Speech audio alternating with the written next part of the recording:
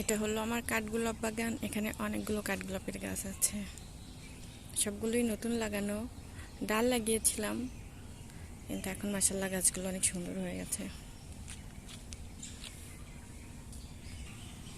এখানে এই যে একটা, এটাও হয়ে গেছে, এটাও হয়ে গেছে। এখানে সে মাত্র একটা ফুল ফুটেছে। এটা আমার আরেকটা, এটা আরেকটা।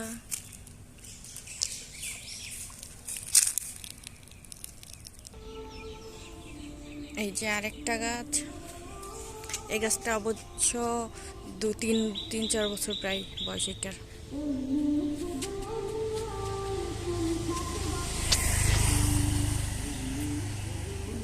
যেটা টবে লাগানো।